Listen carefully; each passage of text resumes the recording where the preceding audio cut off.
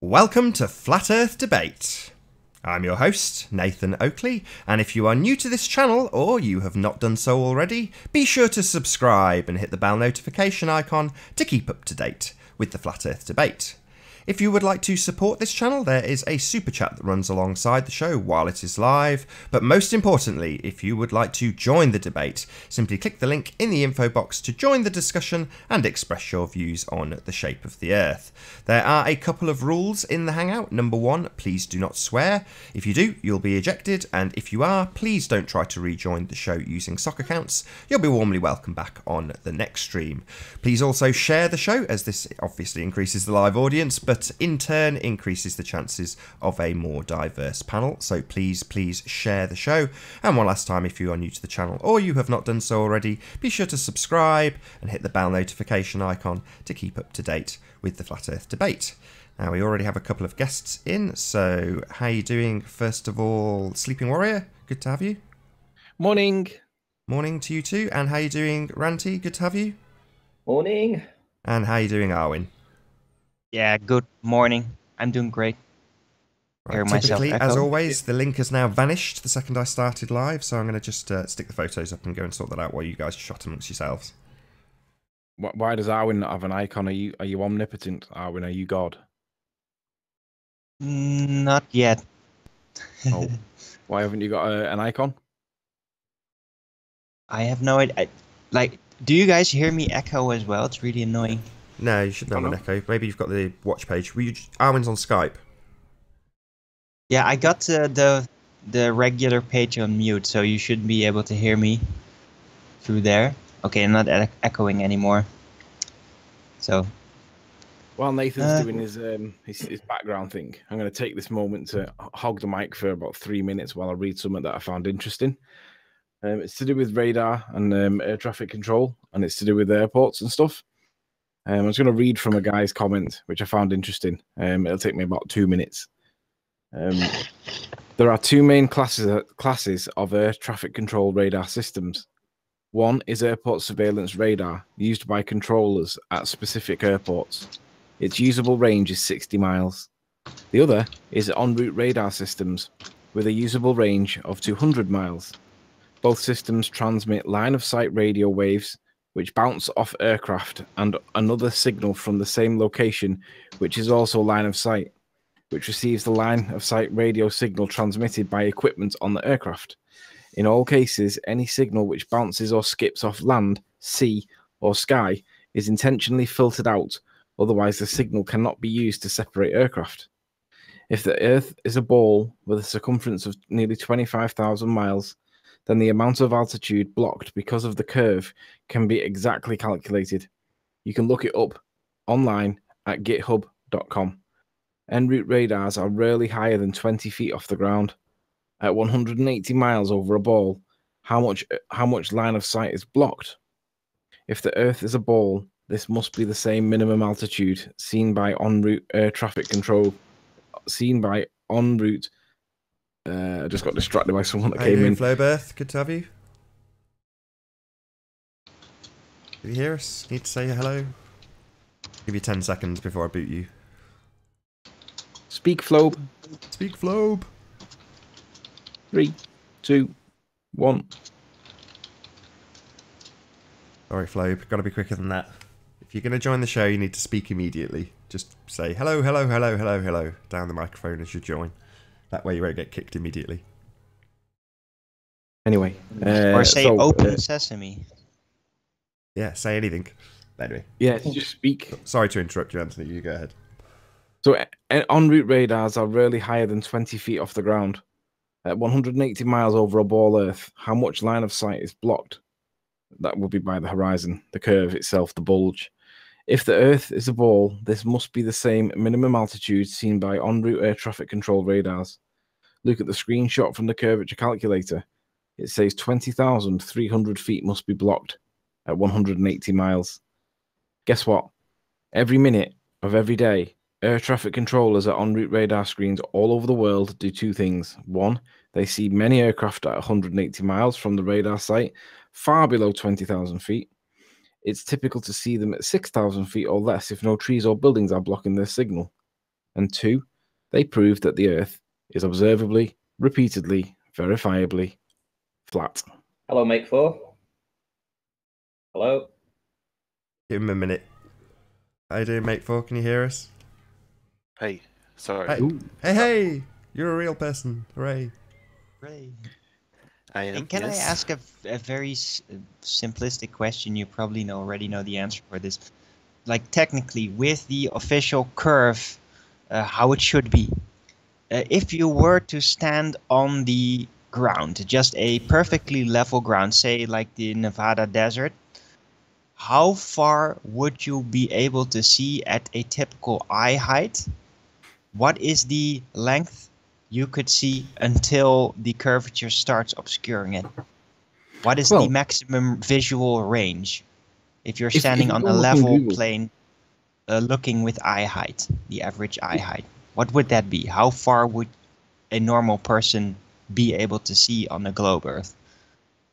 I'll share my screen to answer this because it's an interesting question because usually if you go to Google, they don't like it when you go to Google because it's often the answer that their model tells us without any of the nonsense that goes with it. So they want us to look at the CGI globe and wanted to look at these complex formulas explaining how complex and globish it is, but just basic questions are often more telling. So the answer to your question appears to be, for an observer on the ground with eye level at 5 feet 7 inches, which is, I guess, the average adult, the horizon is at a distance of just 2.9 miles. For an observer standing on a hill, like me at St. Bees, for example, 100 feet or 30 meters in height, the horizon is at a distance of 12 miles. 12 miles, really, at 100 feet? So this is what they're telling us is the truth. Yet we can see stuff for 50 miles comfortably, 40, 50 miles on a clear day. And in the far distant background, we see land masses that are only consistent with island. Yet this is all we're supposed to see. How far is that away from the location you took those photographs of, or the film? How far was it away, Ireland? It's a fair track. I'll be going back there soon. It's just about a weird week or so. How far was that away again from you, Ireland, from the film? 140 footage? miles on the far left-hand side, and it was 86 miles on the right-hand side, and we're seeing it. And how high up were you, roughly? 35 feet? Well, it says on Google Earth it said 52 feet. Okay, 52. I'm putting in what their model says. I don't really care whether it measures out anything different because their model is their model, and that's what we're trying to prove is not right. Now, I'm just looking at what's presented here, and so at 100 feet you would be able to see a maximum of 12.2 miles. Yet you standing at not even half that could actually see. How far was it? 140 miles to the south and 86 140 miles. I think that's a little bit more. Yeah. As in over 10 times as far. This is ridiculous. This is how ridiculous the model actually is when you look into it. And they don't like us looking at the simplified Google versions, but this is what they're telling us is the model. I want to show you something that we were looking at yesterday. No, don't look at Google. That's just a representation of what it should sort of be like, but it's a little bit off. Whatever you do, don't Google flat Earth. That's the problem, isn't it? Okay, so this is on the north side of the island. Let's just get rid of that place mark. Yesterday we were talking. We were looking at this chimney stack that I really wanted to find out about, because it appears that I might have seen some in the evidence yesterday on the show yesterday that I've missed until now.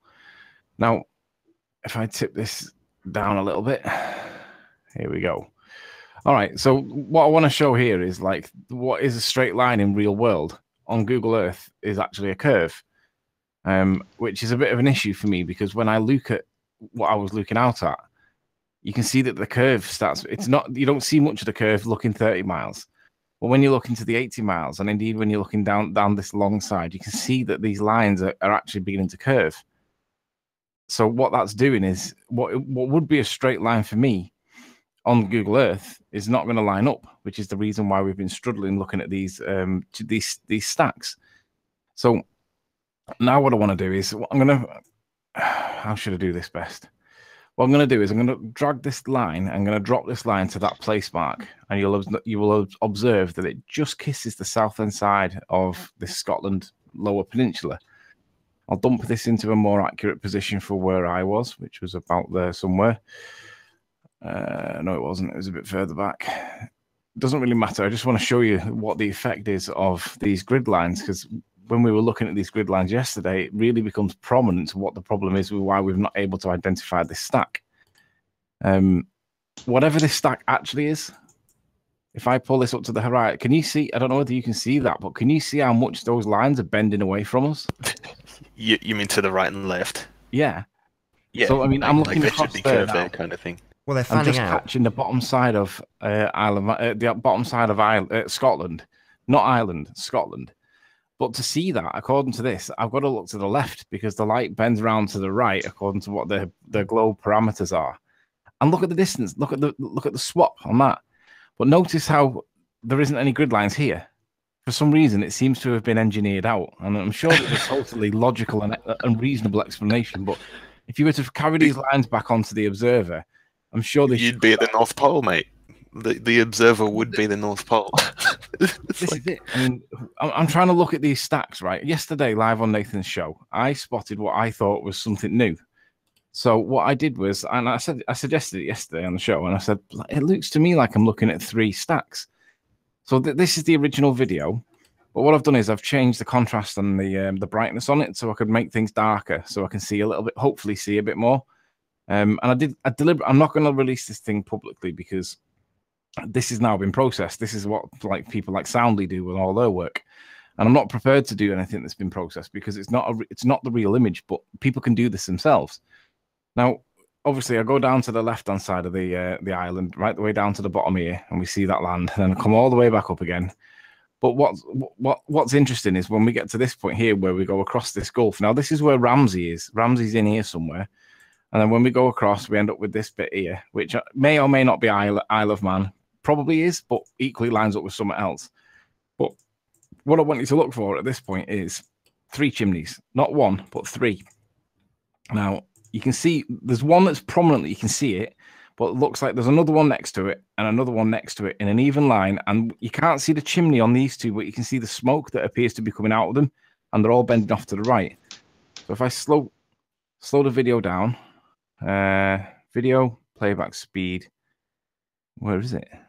My playback speed. Slow this right down.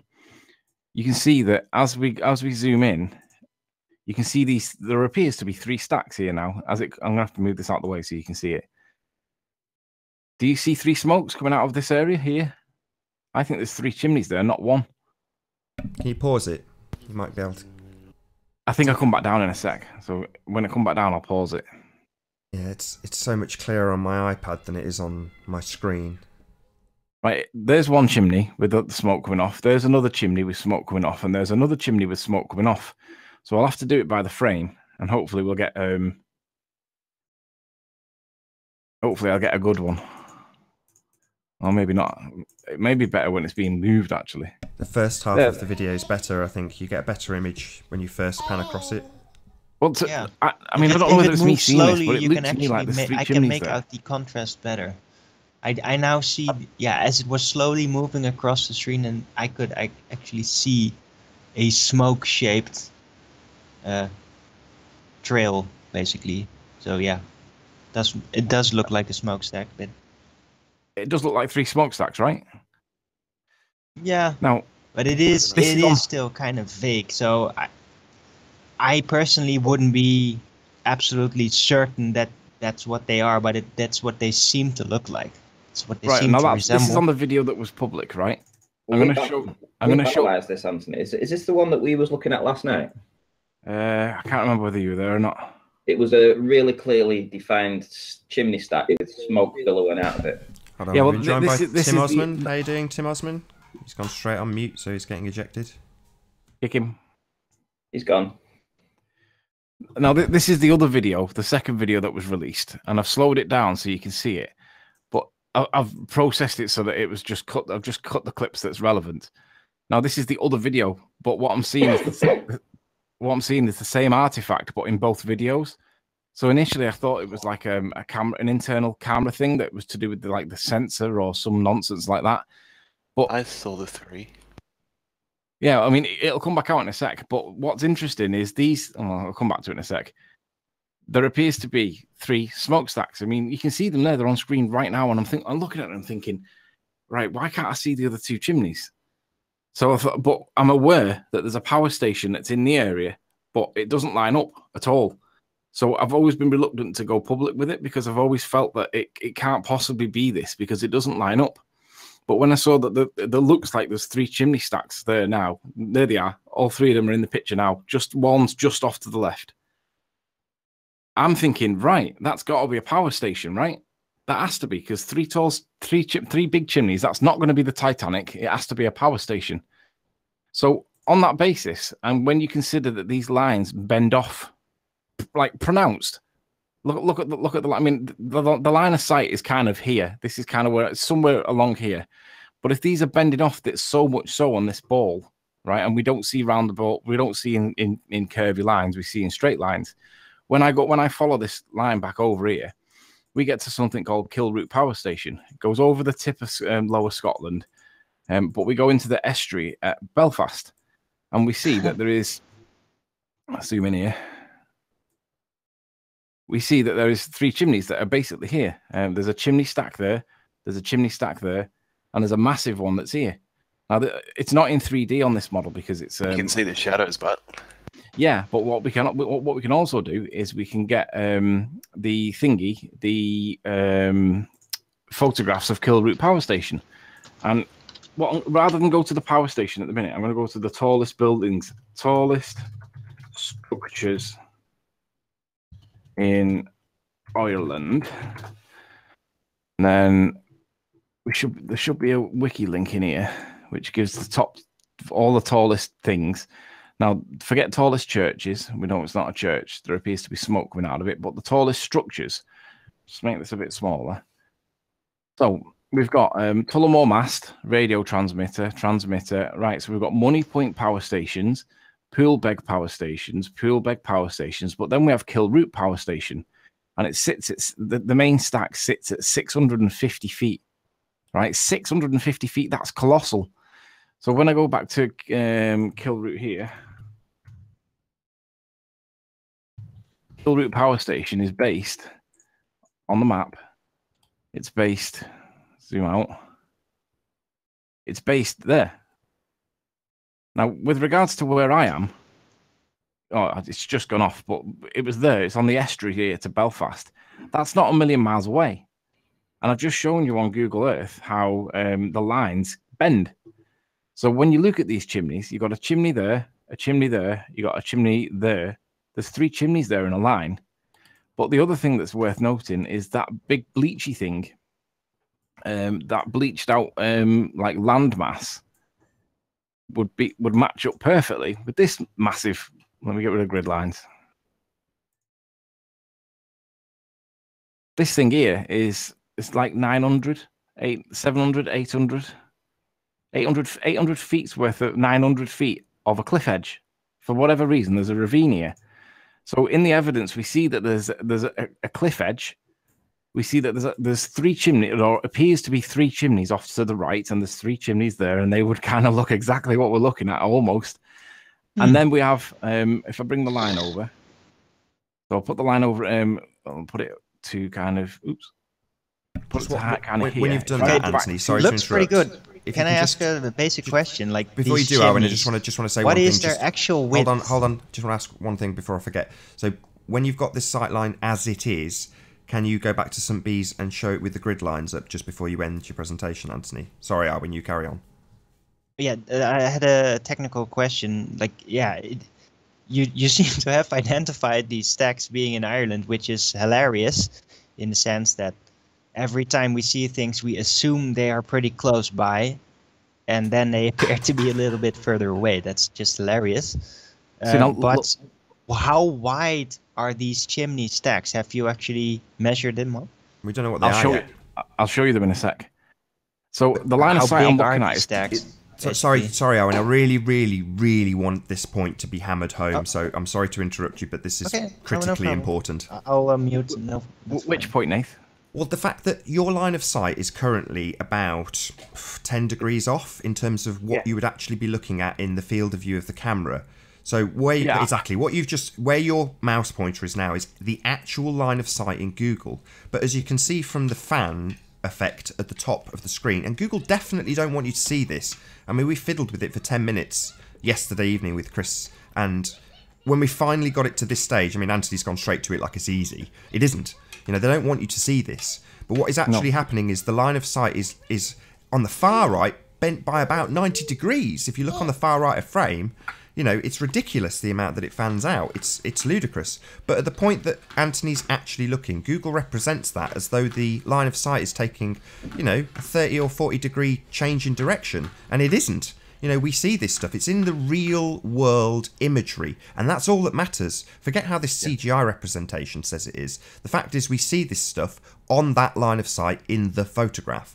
But when we come to Google Earth to try and figure out where it is, it'll get you to descend into madness to try and figure out where stuff is. Because as you can see, these lines fan the stuff out so it's wrapped around a ball. And that completely distorts your actual view of what you see. So what you see in the picture does not match Google Earth in any way at distance because it's so far fanned out to wrap around the ball. It's ludicrous. It doesn't work and it's not what we observe. So the point I'm trying to drive home is this, on my screen, you know, 2 inches band just below the Isle of Man, just below the horizon line, where it shows you how far skewed Google Earth is. And there's only one reason, because it's wrapping a flat world around a ball. So you can see that we've got Isle of Man over here on the left. Now look at the lines that come back to us. The lines are bending away from us. Renee Christensen. Hi. Hey, Renee. Hi. Hello. Good to have you. Can I interrupt for a moment? No, not yet. Just let me finish making my point and I'll come back to you because I've been waiting for you to join. So what I'm saying is that you can see the Isle of Man also comes back on a curve, but then the line goes out on a curve, and that's the curvature of the Earth that we're not seeing. So this is the line of sight to the Kilroot power station, but it's a straight line. But on this Google Earth, actually what it's saying is that you would need to be looking somewhere around about here and it would bend away from you to line back up again. So when I go back over, you can see that the overlay stays in place. Even though I was nowhere near it initially, it now seems to be lining up. It seems to be lining up with the land that's there, these 3 lines. And then if I go back to the actual video for a sec while I show you the other lines that are in the evidence, I can pretty much line them up because it's so prominent now. If they see these lights that are in the background, all these like that one, these things that are here, these are whatever these are. They're big, right? They're not buildings. They're big, okay. And I'm going to suggest that it might be. Let me get rid of the grid lines. View grid. I'm going to suggest that when we look into the background, we see these things. So at this distance, they don't really look too prominent, but I'll zoom in on this one, for example, and you find out that it's some kind of chalk mine. Now, is it possible that the chalk mine could be one of these bleach marks here? I mean, it could be this one here, for example. So that, I mean, that's not a building, is it? That's a huge, whatever that is. It's a huge white thing. It's a blemish on the horizon. So then you go to like this one and see then there's another massive white thing. I have no idea what this is, but it looks like it's a chalk mine because it's white. But there's 2 big bleach marks there on the horizon, and they could be they could be these 2 things that are here, or maybe these 2 things here, depending on how they've mapped it out on Google. And then you look around, and then you see there's another one somewhere. There's a 3rd big one that's around here somewhere, and there's a big industrial estate. Well, basically, we've still got to analyze this northern stuff properly. You know, this is just throwing it out there to see what people's opinions are. So now the south is far easier to identify. Yeah, I know. Can I say something? I don't have much time. Yeah, sure. Yeah, go on then.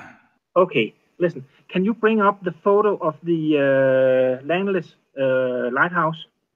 Yeah. see from the no, not the close-up, the photo. Yeah, I just want to show people the size of this stack. Look at that Kilroot power station. Anthony, he's just said he hasn't got much time, and he's trying to make. It was literally the finishing point there. Look at the size of that thing. 600 feet tall. Right. So you want Langness Lighthouse, yeah? Yeah. Of the picture you have taken. No, not from Google. Not from Google. I need the picture that you have shown from your video. Okay. Where did that just go? Was that 3-layer picture you got? Perfect. That one I've never been able to get hold on. So you're in the back chat now. I can drop this in the back chat if you'd like, so you can get a copy of it. But let's wait with that. Just show me on the screen. Just zoom in on it on the screen. I can't zoom in as much as Ranty does on his. Might be better if Ranty does it. I'll tell you what, Ranty, do you want to screen share? I'll drop it in the back chat for him to get a copy of it, and you screen share and show him it. Okay. So we were so close. All right, so in the back chat now. Do you know where the back chat is when I say the back chat? It's that. I'm not sure. I got something called group chat. If you go to... Well, listen, I don't have much time. Let's just watch the picture on the screen. If it's on YouTube, or I can switch between the two pictures. It's not the same, I can see. Just go back to where we were. Yeah, Ranty's doing it.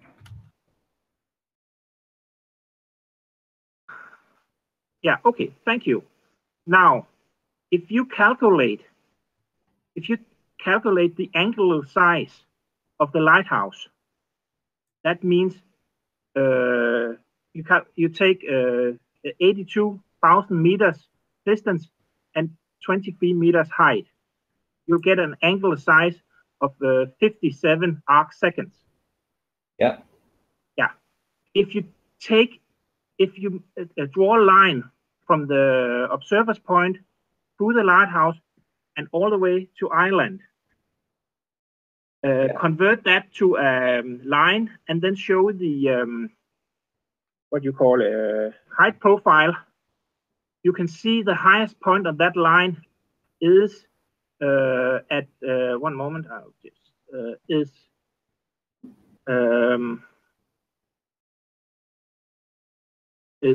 230 kilometers away at a height of 363 meters. If you put that into a angular size calculator, you'll get 325 arc seconds height. Okay. Now, if you compare the lighthouse with the background, it's about half the size of the background. Yeah. But it's supposed to be at least 5 times bigger. Yeah, well, there's cloud cover. The background. No, I don't think it's the cloud cover. Okay. So the height of the background should be 5 times higher than the lighthouse. Yeah, but do you understand that clouds stop us from seeing the tops of mountains? Are you sure? Yeah. There's clouds evidence in the photo. If you want to show in the photo, Ranty, with the clouds covering the top of the mountains. Yeah, sure. But I think I honestly think that this is an excellent photo showing something we're not supposed to see on a globe Earth. It's the same like the photo of Chicago across the lake. You can see how we can't see some of the mountain ranges at the top, and that's because they're in cloud cover.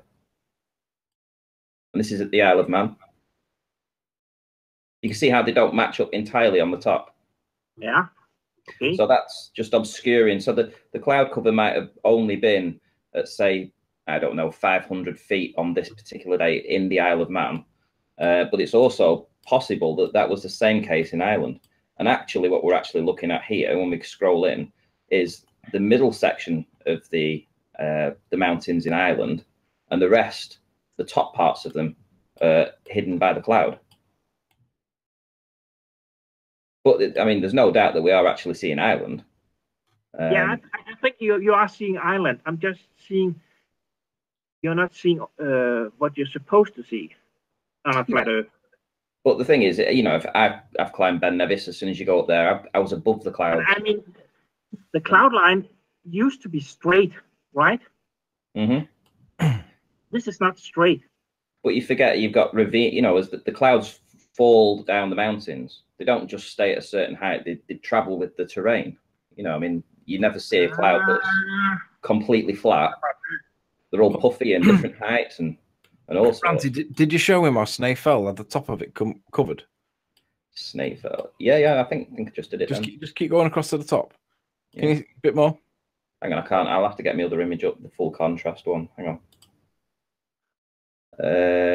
Whilst he's looking for that, I just want to read you a comment from somebody in chat. It was quite funny, actually. When you were talking about the fan effect, Nath, someone in chat, oh, it's Paul. Paul says, the fan effect, huh?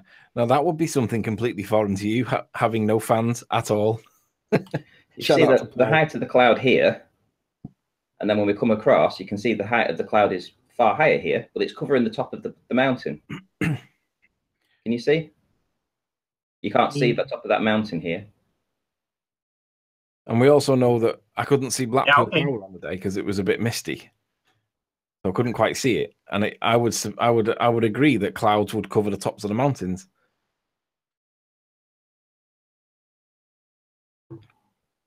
Well, okay.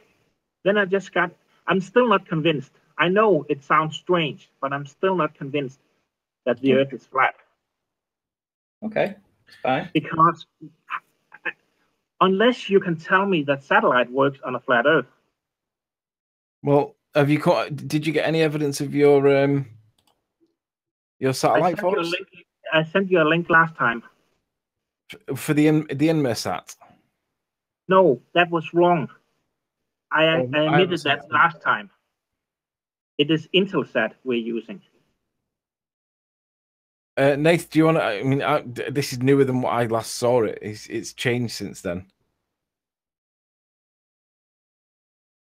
Are you there, Nath? I mean, I'm not the one making the claim. You know. Oh right, it's just he said he said he'd sent a link last time, but I've not seen the link, so I'm not sure what he sent. What he's referring to. Sorry, 1 moment. I'll just find it. Because I mean, satellites. I mean, if you can show us what your satellite is that you think that is up there, I'd like to see it because I've never seen a satellite before. I've only ever seen cartoons. The problem is with a geostationary satellite, you can't see it. I know, but the problem is if you can't see something, how do you know it's there? It's like, how can you see the internet? Yeah, but you know it's there. We can prove exactly.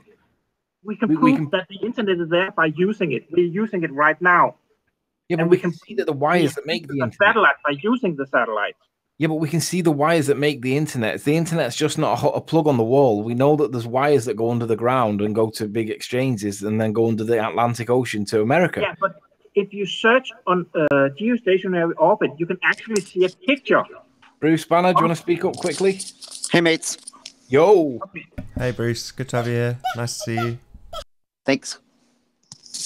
No, what were you saying? I was saying that if you go into Wikipedia and search for geostationary orbit, you can see a picture where you can. It's this satellite, geostationary satellites, is about 20,000 miles away from Earth, at least.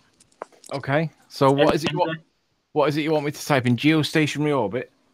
Yeah. I'll just 1 moment see if I can find it. I'm going to predict that we're going to see a cartoon picture. I'm going to predict we're not going to see a real actual satellite. So you tell me where you want me to go. Well, actually, you can't. As I said, satellites are very small compared to how far they are away from the Earth. Okay, but if you want me to believe that there's something there, like for instance, I ask you? I'm sorry, I didn't mean to interrupt. I want to ask him a question about satellites. Is that okay? Geostationary orbit. Yeah, I got it here. So, can I ask you? Do you know of a couple satellites that you can see with your own eye or with a telescope? Who are you asking? Well, the ISS. Unfortunately, Well, I don't think any of you. I don't think any of you think there's satellites. So, only the person that thinks there's satellites. Yeah. oh. He's So talking what? even. She said the I mean, ISS, right? You've seen What the is it that ISS? what is it that I'm sorry. you can see? Hang on. You can go to. Hang on. Calm down. I just have a couple questions. I'll be quick. So you say you can see the ISS, yes? No, unfortunately, I can't see it from Greenland since it's not going that high. I mean, the orbit of the ISS does not allow me to see it from Greenland. Well, I'm going to ask you one or two questions then. Do you know of a satellite that you can see with your naked eye, or would you agree that people see the ISS and it's a satellite in your book and people see it with their naked eye? You can see it with your naked eye if you are in that area where it orbits around. Okay. So as long as you're in the orbit, you can see it with your naked eye. Now, how big is the ISS? It's not like you can see it in details. It's just a point. How big is the ISS? 109 meters across, I think. Okay, so it's generally about a commercial airplane and a half, you would say, maybe two commercial airplanes? Yeah, something like that. Okay. And we've all seen a commercial airplane in the sky, which travels at about how high? 30,000 feet. 7 miles, yeah? 9 miles? Yeah. Okay. Yeah. So the ISS is traveling at 240 miles, is only about twice the size of a commercial airplane, and you think you can see that with a naked eye? No, you can't see it as a detail. You can see it as a spot. You think you could see like it at all? When you see a plane 7 miles high, it looks a lot smaller than your thumbnail. You're going to tell me you can see the ISS 240 miles high with a naked eye? You can see the light reflecting off it. You could. I don't care what you say. You can see it's not 240 miles high. Do you get that? Do you see how that doesn't work in physics? If it's only twice as big as in a commercial airplane, and we can barely see a commercial airplane 7 miles high, you're now telling me 240 miles high. That's, I don't know. As I said, it's a spot. It's a point on the sky. You can't see details. It's just. Sorry, Rennie. I think what you're trying to do is sort of conflate seeing things. Having something have light reflect off it is seeing it. That's what seeing it is. Yeah. Thank you. Okay. But so my point is, how could you possibly see something the same size as a commercial airplane, 240 miles high? A bright object on a dark background is easier. Wouldn't it make more sense that what you're looking at is probably 10, maybe 12 miles high? Yeah, but it's moving a lot faster than a commercial airlines. Maybe like a high altitude flight, possibly? Yeah, but I'm still... Okay, cool. Well, that's, that's what I'm talking about. Let's say let's say it's an airplane, but it's still moving a lot faster than a plane. I mean, it should be moving... Have you seen the Concorde? Have you ever seen the Concorde? Yeah, but it should be moving a lot faster than that. But it's not. 26 times higher. I mean, it's rotating around the Earth. What was that? How many times higher? 19 minutes. 26 roughly. 26 times higher. Yeah. Yeah, great but math. Listen, the ISS... When the math fails. Wait, you said it was 240. Yeah, I know you don't trust me. Oh, you said miles. Okay. My bad, sorry. You can do the same thing with Mercury. Mercury is roughly the size of Europe, right? So do the same math comparison to a commercial airplane and do the mileage, which is about 45 million miles to Mercury. There's no freaking way we should see that in the sky. It's only the size of Europe. I think he's saying that the angular size limitation is stopping us from seeing it. But whilst maybe 8 times higher, I think. Hey, can I say something more? Please. The ISS is orbiting the Earth in 90 minutes. 90 minutes, yeah. So 1.5 hours. Yeah. So we're told. It's just a number, though, right? Yeah, but it's still, you need a plane that can circumnavigate navigate the Earth in 90 minutes. Yeah. And I don't think even the or Concorde 2, can do that. or 3, or 4. Who knows what the PSYOP is? You could have as many planes up there as you like. There's no live feed that lasts longer than 30 minutes. Yeah, the problem is you have to time it within seconds. Okay, that's. I mean, I've got okay. 52, Never seen I have a live 52 technical million a day. question. 52 million a day. You don't think they can time things to the second? I have a technical Not with an question. accurate, If the no, I ISS can't. is up I don't there, think- how fast is it actually moving? And yeah, that would be good to know. And if I'm correct, then the ISS would still be low enough that it would not be moving in a perfect vacuum, correctly? It's still somewhat in orbit. It's not an absolutely perfect vacuum. It's still There's still gravity there. yeah, No, there's but still gravity. It of should course, still be otherwise it would- moving close to some type of in orbit. atmosphere, No, the whatever problem is is high up there. sometimes It's they not in a have to perfect vacuum adjust yet. the Right? orbit. Listen, So they- can I just ask Flowface? Could you? I've gone to geostationary orbit on images on Google. Yeah. I was just wondering if you could show me any of these satellites that you because I'm looking for a photograph, but all I see is like CGI stuff. The Any of these problem real? is the satellites. You can't see. You can only see. I would like you to can make see a point, like a real pretty photo of a significant satellite point. when it's being built on Earth. Now being built on Earth doesn't mean it ends up in space, though, right? I'm pretty sure it does. Oh, right. Okay. So if I build a car in my garage, does that mean it ends up in Australia just because I built it there and told you it ended up in Australia? Well, if you can show me a bill that has sent it to Australia, yes, I believe you. But if I showed you a photograph taken at Sydney Harbour, you would accept that the car that I built in my garage has now ended up in Australia, right? Yeah, we'll probably look at the picture, but yes. So why don't we see any pictures of any satellites in space if they're all composites? I mean, look at this one. I mean, does this look real to you? One I mean, moment. even the Earth's not real, or is it real? I'm not sure. I can't tell.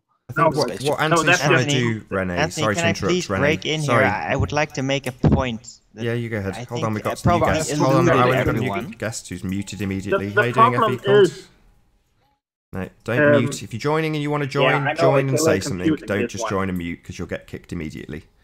So, can I please make a little point Go ahead. here? Yeah, go Yeah. on. Okay. Mike, Yeah, go on. the ISS is supposed to be orbiting the Earth at a.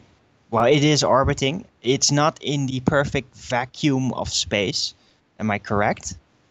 Yes, it's still what you call Yeah, high, hits the low Earth atmosphere. orbit. It's That's- in an that's area still that's past not the the atmosphere perfect left in vacuum that- yet that is officially. okay. Okay, so somebody here in chat posted that the ISS is supposedly moving at a 70,000 miles per hour. I don't know if Yeah, that's that sounds correct, right. but Yeah, that sounds right. okay. Well, then I have a slight detail here that people might have overlooked. If it's not moving in a vacuum, that means that it's moving 70,000 miles per hour within air.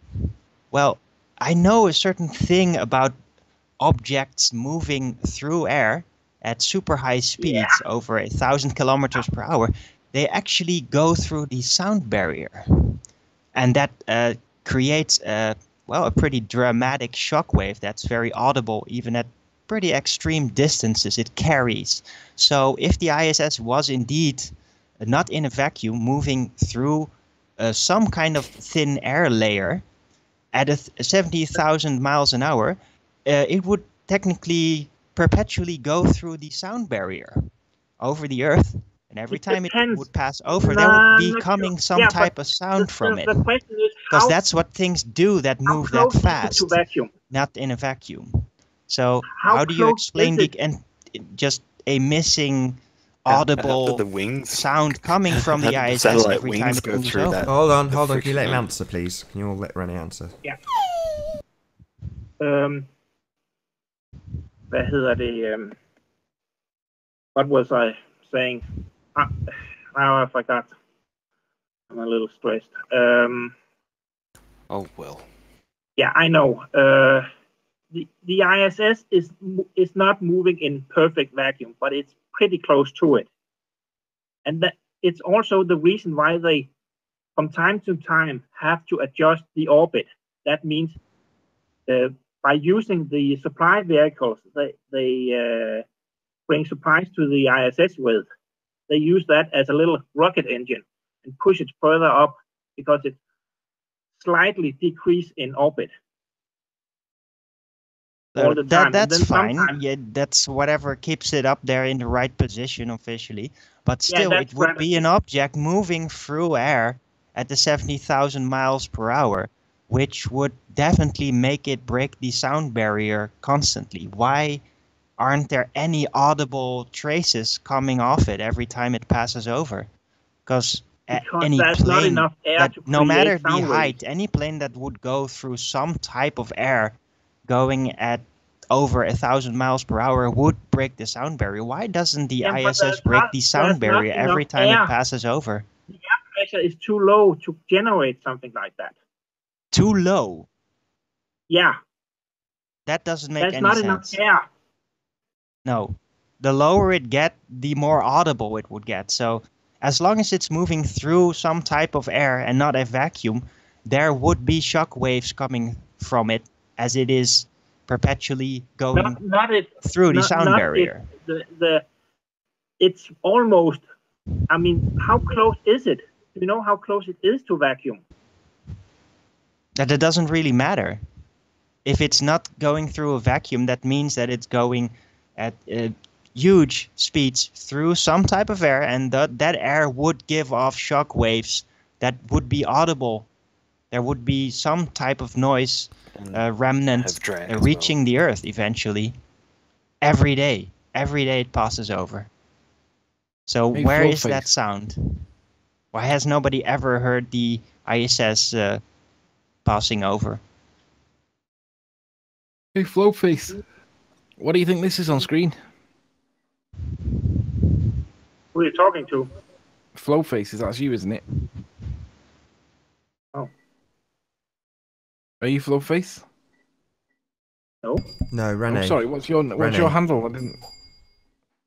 Oh, sorry, it's Renee, isn't it? Renee Christensen. My apologies. I thought you were Flowface. Sorry. Oh. What's this on screen? I have no idea. Do you know what it's supposed to be? It's supposed to be the International Space Station. It could be, yeah. It is. That's what we got. Well, we lined my friend's telescope up, and he has one of these ones that's like a route finder one that does it all for you, so that you don't have to do anything. All you got to do is. You think it's a plane? Huh? You think it's a plane or a satellite? No, this is right. Listen, my friend's got a telescope that's got one of these mounts that allows you to set it up to the north and gives it. You put in your GPS coordinates tell it where it is, and it will scan the sky for you at the time when you tell it to look where they tell you to look for. What they tell you is the International Space Station, and he took about, I think there was about 17 pictures of it, of the thing that he was looking at, and this was like the best of like the lot. So I got this is the copy of it. And I was there when he did it. So although it wasn't my hardware that took it, it was his hardware, but I witnessed it being taken. And this is what they showed us is the International Space Station when it went past us. Yeah. I think it's a plane. A huge telescope that's got loads of zoom. And I agree, it kind of looks a bit like a plane, maybe like the International Space Station. But I also look at it and think it doesn't really look like it's that far away. It looks pretty close and it looks non-tangible. It doesn't look like 9 miles high, tops maybe 10. Yeah, it looks pretty close. So when I looked up at it, I got the impression that whether this was in the International Space Station or not, I looked at this and thought, whatever that is, that's close. But this goes to the lack of reality in the in the paradigm that exists right now. How do you think you can see 93 million miles away with your bare eyes, or even further than that to the nearest star? Well, technically, the lack of air would. I'm telling you, don't look at the sun. Officially, the lack of air, the space would basically how do you prevent the blurring up of the light. Officially, hold on. We're launching 101 questions at one guy. Can you just stop a second? Hold on. I just want to bring this back on track. So. The original assertion made by Rene was that satellites give him his communications in Greenland. Now we're looking at the ISS, I'm a bit confused, Rene. I don't really get it. So your original task was to show us the satellite that gives you communications. Yeah, I can't show you. I can't show you the satellites. I can only show you what that we're using them. We're getting signals from geostationary satellites. Okay, so Well, just, to that, just, I would so say just to you do confirm, realize just that so I can round out pilots- this, you have no Real quick. proof of any communication satellites giving you data on Greenland, and your proof for it is that the ISS is there. Is that correct? In fact, we One can all moment. agree that all Hold on. I military just want to get a bases- response from I Rene. made Hold that on. link last time. I know it's 1 moment. Can I find the link again? Well, I just want an answer because we're now looking at the ISS. We've Yeah. Anthony has asked you to go and find proof of this satellite that you think gives you communications, but we're now looking at the ISS. So what I'm asking is, the fact that we can see the ISS, is that your proof that the communication satellite is real? Yes or no? Yeah. Okay, that's fine. Thank you. It proves that space exists. Okay, if the ISS being there It- proves it's that not- the satellite it that you doesn't think gives prove- you it communications is doesn't- real, then it that's doesn't fine. That's prove- perfectly acceptable as your answer. Thank you. At least he knows how to I know answer you a won't believe question. me. That's okay with me. Well, no, if you want to convince me that the communication satellite is real, I'd like to see the communication satellite. So if you say there is a car called a Zambezi, and I say it's really real, there's a Zambezi, it's out there, it's a fantastic car, and then I show you a picture of a Ford Fiesta, does that make you believe that there's a Zambezi out there? Or does it just prove that Fiestas are real? Because all this proves to me is that you can see something they call the ISS. That's it. Additionally, I think we all know that pilots and all military pilots use VHF signals. Why are they using VHF signals? Yeah, surely they should have gone onto Blu-ray by now. And then if we look at the distance that VHF signals are traveling, Hello again. certainly they're not wrapping around the corner of the globe. Hello again. Sorry, we lost you for a second. Hello again, Rennie. Yeah, I'm back. Sorry, I just made a mistake with the finding. I tried to open a fan. That was last time I was here. Let's see where we can find that Geos settle. If I post this link in the group chat, can you see it? Yeah, we should get that. Yes, everybody's got that. Brilliant. I know it's in Danish, but you should be able to copy and paste it to Google Translate. Have you got that, Anthony? I hope it's working, that link. It's in the Hangout side chat. I do have it. Am I still screen sharing? You are? Do you not need to be? No, leave it on. Let's just open this up and see. Yeah. Like my obvious issue with something in a different language is we're not really going to get an accurate translation. Is there anything that we need translated, or can we just see pictures of satellites? Yeah. There is no satellite photos. See, that's what I'm asking you to show, though. I'm asking you to show that. I mean, there's one photo that I saw right at the beginning, and it looked like it was the receiver with the. There you go. There's a satellite. Right. So, is that real? No. Why not? It's the scale. Oh, let's have it back up again. I just want to know why not. It shows how it would look like if it was there. What it would look like if it was there. It's a theoretical representation. Theoretical representation of what it would look like if it was there.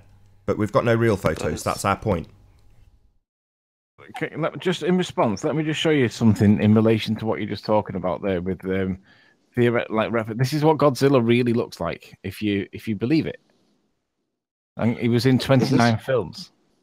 Is that what they think the picture of Ireland is? It's a possible image of it? Maybe they think it's maybe they think it's Mickey Mouse. Oh, listen, can I ask one question for you before I go? I'll be back on Saturday. Are you going to hold this debate on Saturday? Sure. Yeah, the daily. I try and hold them daily. One question for you. On the Sabbath? Are you crazy? Saturday, whatever. Why is it that you cannot have satellites in the flat Earth model. Well, we can, but could you explain what we're looking at here with regards to satellites? Because I would expect that if this signal was coming from the sky, then the angle would be significantly different. It would be like more angular towards the sky. Why is it coming from what looks like Remember, you are in Greenland. You are way up north. So the angle to the geostationary satellites is way smaller to the horizon than it is in Europe. But if you look at the average UK satellite dish, you can see that they're all pretty much pointing to the horizon anyway. If I can find one. If I can find one, there you go. So is there no geostationary satellite above Greenland then? Same in the US. Yeah, but if you scroll up a little, scroll up. Please scroll up. Up. A little bit more. If there are thousands of satellites geostationary all over the Earth, why isn't there any above Greenland? That wouldn't make any sense. Geostationary satellite has to be in a ring around the equator. No, it doesn't. No. It can be a ring around anywhere. They're geostationary. They can basically but then they're not geostationary. Float parallel above the Earth. That's technically what they do. Whether the Earth is stationary or not stationary doesn't really matter because they are parallel. They're supposed to, well, relatively float above one certain location. It wouldn't matter where that would be. So there could, I don't know why they wouldn't put one over Greenland. If they put so many satellites out there. Money? So what you're saying is that the signal is only here because it's Greenland, not because it's ground-based antennas or signals or whatever. Right? Is that your position? I would assert, based on this document that we're looking at, that the only thing that's tangible that we can prove to be a satellite is this dish here, because this is a photograph of a satellite dish that we can see, and it's obviously on the ground. The problem is when you have a fixed satellite dish pointing at a satellite, that satellite has to be exactly the same place every day, every year. Exactly. That's an inherent problem of what you're suggesting, because if we go to, for example, this infamous video that we've been spending a lot of time on, you can see the effects of zooming into something, relying on a signal that comes from a very pinpoint point. Basically, the slightest maneuver, the slightest bit of movement, and it makes a massive wobble. So what I'm saying is, if we're focusing on a particular point in the sky that's mega far away, it's got to be mega precise and accurate, and never move. That's exactly what it is. It's geostationary. That should a little tiny maneuver. It's still down in here would mean that you'd miss the signal coming in. Yeah, exactly. So it doesn't make sense that it's in space, because it would only require the ever so slight movement of the wind or a truck going past, and you'd lose your signal, right? These are fastened very securely. So you can. I know what I'm saying is these are stuck on granite. Yeah, but what I'm saying is, if it's receiving a beam from... I know, because if the wind is high, you can actually lose the signal. All right, well, it is what I'll agree. I'll agree that what we're looking at on screen right now is a satellite dish. You've satisfied that part of it. I'll agree that this receives the signal, okay? But show us where the signal comes from, because it appears at the moment that we're getting pictures that look like something's been written in a cartoon comic. No, but Anthony, technically, what Globers have been saying about satellite is that all of them are geostationary. They're basically moving in an orbit parallel to the Earth's rotation, which means they are still in location. That would make those dishes work. Satellite dish only works on geostationary satellites. When we're talking about that's what I'm saying. So they have to remain in relation to the Earth, exactly parallel in place, in order to function. Renee, is this a real photo? No. Probably not, no. Okay. Probably not. All right, well, what I'm going to do, because I know that you're on a time restraint, I'm going to suggest that perhaps that you haven't got the other part of the communications bit satisfied yet, because we know that there's a line of sight required. And you're saying that there's a satellite dish in space that's sending a signal back using whatever method it uses. But when we try and look for pictures of any satellites that are actually in space, or even like real satellites that they've actually made, I mean, there's not that many of them. Perhaps if you like showed, I mean, there you go. Is that real? I think that's either. I think that's the ISS. Yes, that's that one's probably real. Taken from the. I think it's the ISS. What's taking the picture? The space shuttle. Hold on, we've got a new guest. Is that actually Tim Osman or not? Hello, hello, hello.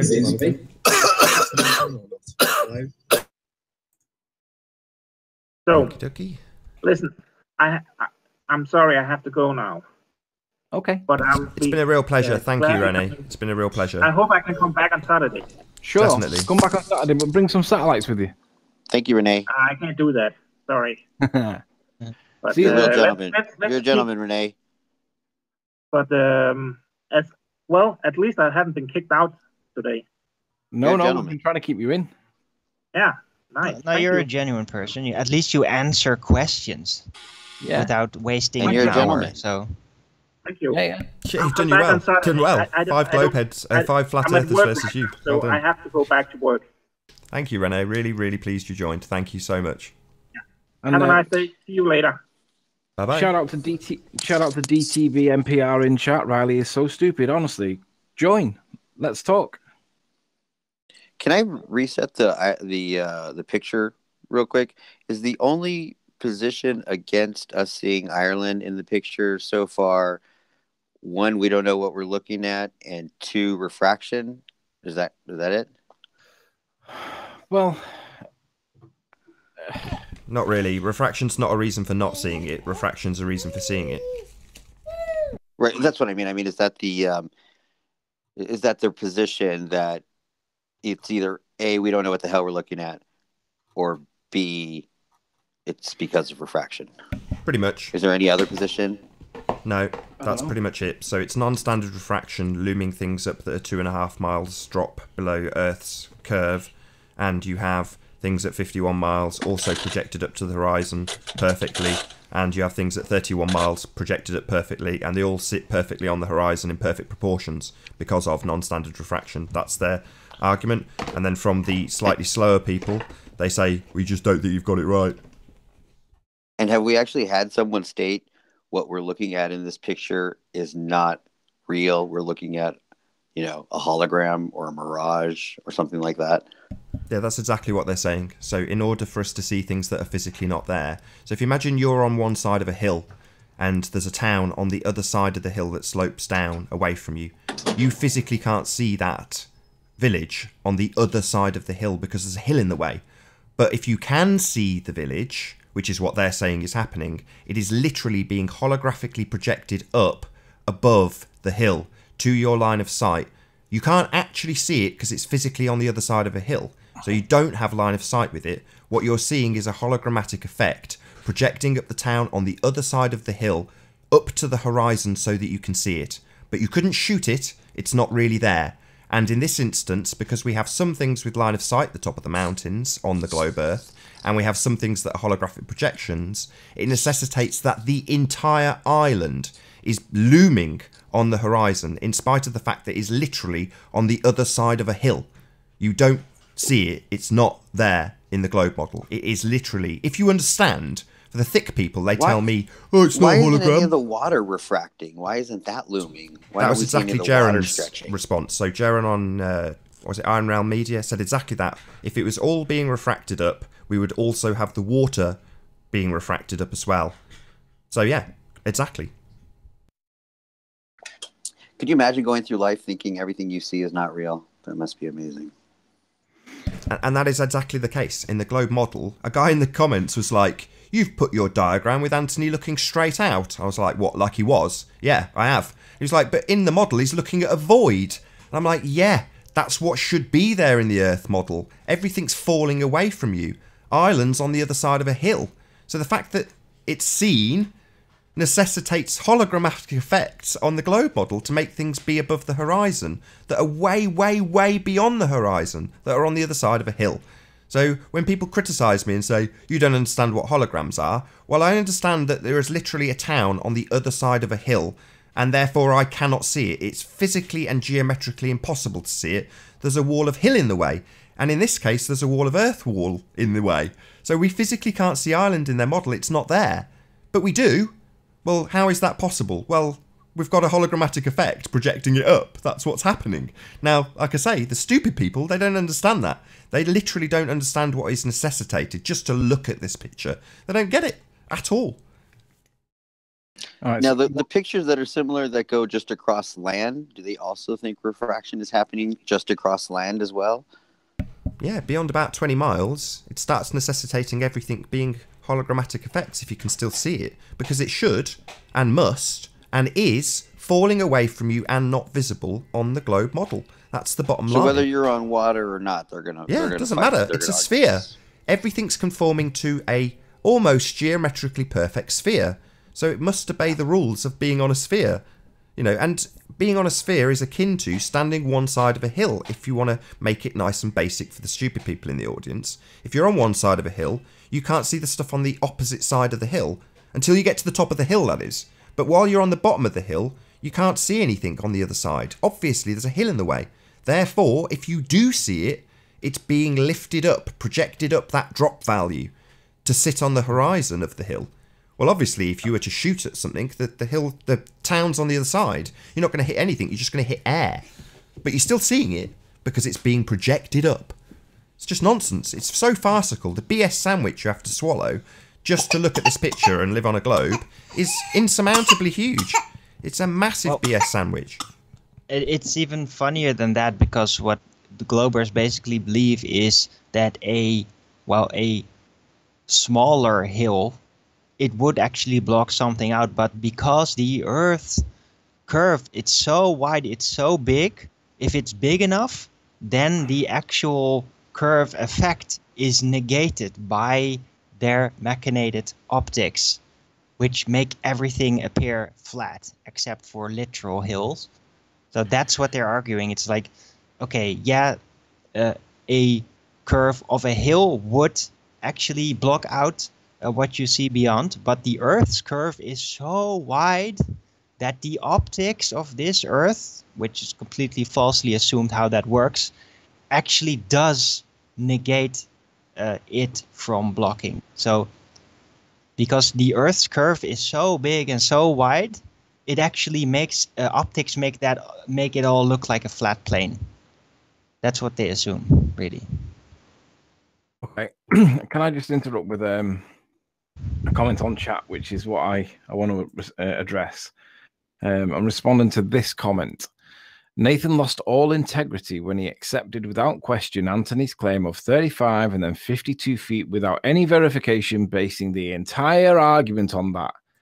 All right, for the slow people that don't understand what's gone on for 30 debates that have only recently started coming into the chat, let's show the slow people what this is about. Okay? The first video that went public was taken from around about here. And as you can see down in the bottom corner, it's given an elevation of around about 33, 34 feet. That's where the first elevation came from. The second elevation was somewhere around about here.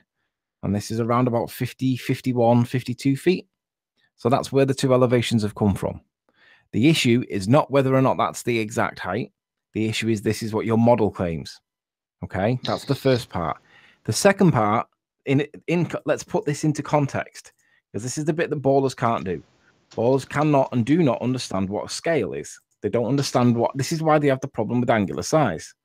It's nonsense, because whether you're arguing from whatever position the height of the thing is, that the elevation that I need to be stood at to capture what we've actually captured, you're not going to see the sound on this, unfortunately. But if I'll speed this up a little bit so I can make my point. So this is right. So the elevation that's required for me to see down the whole length of the Isle of Man. There's the actual place that I'm at, and the beach is underneath, and we have to make 5 times higher to get to the size of Blackpool Tower, and that's not tall enough. That's not the height that I need to see what I'm seeing. It's not the height of the Eiffel Tower either. That's not high enough. So this is how the argument over the exact observer height is a farce. It's nonsense, because going up to the next stage building, I don't recognize that one, but whatever that is, no, I need to be higher than that. I need to be higher than that building. I need to go back. I need to go taller than the Khalifa building. So now, how high do we need to be to see what your geometric spheroid tells us that we need to be? That is how high I need to be on your model. So whether you're arguing over 5, 10, 20, 100 feet, you can argue over 100 feet and base the whole argument on how high was Riley. Yeah, but look at the scale of the problem that you gents have. You can have it anywhere down here for the height. You can have anywhere along here. It doesn't make any difference. This is what you geometrically need. Now, unless you're going to argue against the geometry of your spheroid, this is the observer height that you need, that I need to be stood at to see what we can see in the evidence. Not this bit down here and a couple of feet here and there. So in response to the correct claim that Nathan lost all his integrity when he accepted without challenge the observer height that I claimed, it was based on your model. And look how much it's short by. It's short by loads. So take your silly little ball, take your silly little nonsense, the rhetoric that comes out of your mouth and making it as though Nathan in some way or that I in some way have been nonsense. No, your model is failing badly and it's doing it all the time. And not even Paul can worm his way out of it. Rumpus can't calculate his way out of it. GeoStreber can't calculate the way out of it because every time they try it, they run out of land. They run out of elevation because the elevation of the land is limited to what it actually is. And you need an awful lot of curvature to bring all that back. I see people going around saying, oh, it's been debunked. It's been debunked. Nobody's debunked it. If they would have debunked it, it would have been done publicly and we'd have been shamed and we'd have had to agree that, well, maybe we did only get this so much of it or whatever. But it hasn't happened. So anybody out there claiming that anything's debunked, the current state is this. There is a self-proclaimed amnesty on. Actually, it's retreat. Nobody's debunked anything. Everybody's got it to come and join and challenge it. But look at how much observer height's necessary to achieve what you guys need to achieve on your little pretty ball. Until it happens, boys and girls, nobody's debunked anything. You're all claiming it, but you've got no evidence to prove. And that's the point. We do have evidence to prove, and you've got nothing other than mathematics. So take your little ball and go and hide under your bed. Because you're the only one that believes this nonsense anymore, and you can't realistically believe this nonsense. So you can argue as much as you want over this, whether it's 35 or whatever. Miles Davis went back, and he didn't even do it. So why criticize me? Can I just ask something about what Rene stated when he came in and asked about Lagness Lighthouse? It seemed to me that he confirmed it was the correct angular size, and his issue was actually that the angular size of the mountains in the background was incorrect versus the size of the lighthouse. So am I correct in saying that he actually confirmed it's the correct angular size? I think he was happy that the lighthouse was identified correctly, but I think he was saying that the mountains in the background needed to be an awful lot higher. But he didn't realise that cloud covers the tops of mountains. So perhaps, I might be wrong, but perhaps it was just a bit of low-lying cloud, and it was blocking off the tops of the mountains, which is totally, they do get clouds up there. But Spurs, hello? Spurs. How you doing, Spurs? Good to have you. Yes, it's the real me. Don't remove me. No one's going to go to that extent with their avatar, Spurs. That's why I didn't kick you. Okay, excellent. Yes. I'll show the audience your avatar just so they can see what I'm talking about. Well, I decided to put this up when we had confirmation of Island. You see, that was a big deal for me. A lot of these ballers, Sean and Sly, they keep on coming out with that. They've debunked, they've located this white dot, but they've yet to do anything like what Ranty has done with the comparison. He has to point out this and then point out that. And not only that, they've failed to present it to anybody. Like Anthony just said, to publish it. It's like they are in their own little. Do you hear me? Okay. Yes. Yeah, you're coming through nice and clear. Okay, good. So it seems like they're keeping this information within their own little circle. Like, oh, we've debunked the flat earthers, but not producing anything. For Miles to go down to the exact same spot and come back with no results and the experiment completely flawed, I don't see the boys have a leg to stand on. No, they don't. I mean, what they want us to do is go and troll through like a 3-hour hangout looking for the bit where they actually debunk it. like a 2-minute clip of the piece that shows that it was wrong. And that's not going to happen, is it? Let's be honest. We're not going to sit there for 3 hours listening to all the nonsense that we get called. No. Well, yeah. What will happen tonight is, you know, you will present this, and then you'll have the likes of, like I say, Sly and Sean tonight saying, "Oh, Riley made a mistake here, and you know, Riley's done something wrong here," and you know, they're all watching you, and they can't come in. They've watched Paul and Rumpus challenge you for weeks upon weeks, and I would have called this out before the boycott. I knew that they would retreat because there's no explanation for explaining why we can see Island. There's absolutely no explanation. So Sean says that people tried to correct me on it, Anthony. Yeah, correcting me on something, but not proving that it's correct. I mean, it's nonsense, Sean. Correcting me with nonsense is not correcting me. It's just correcting me with nonsense. And I dismissed it because it's nonsense and called everybody else a liar. Well, I mean, right. So, you know, you've got Cat Earth saying, well, the results came out 10 hours ago. Well, you know, why would you go on your own platform when this is where this is being discussed? It wouldn't make any sense.